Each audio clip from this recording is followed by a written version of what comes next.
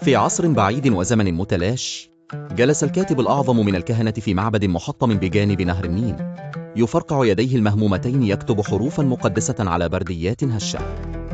أصوات القصب المموج وصهيل عابر من بعيد جعلت الأجواء أشبه بحلم أو كابوس. كانت تمتمات الكهنة الشباب ترن في أركان الفناء الحجري وهم يهمسون بكل تعويذة يكتبها.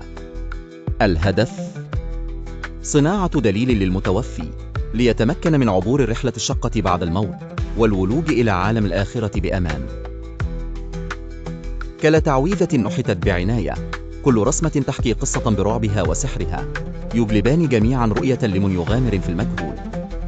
وصلت في نهاية الأمر إلى لحظة وزن القلب، حيث يتجرد الشخص من كل ما اكتسبه في حياته ويواجه حكام العالم الآخر.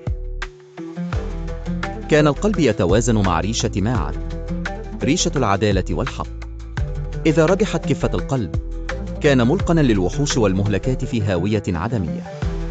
أما الأرواح النقية فتزمل بالأنوار إلى جنة الآلهة، حيث يجدون الراحة والبقاء. لكن الكتاب احتوى على أكثر من مجرد تعاويذ مباشرة، كان فيه ألغاز وزوايا مخفية أكسبتها الأجيال القادمة معان أخرى. قيل إن بعض الرموز تفتح بوابات سرية تستنطق أسرارا لم تبح بعد.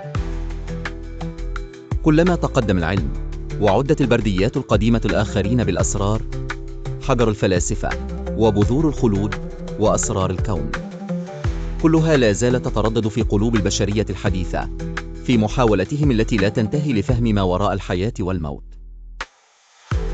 هكذا كان كتاب الموت شاهدا على رحلة الإنسان الأبدية، يطرح الأسئلة دون إجابة نهائية، ليظل قائما كغموض لا ينتهي في التاريخ البشري.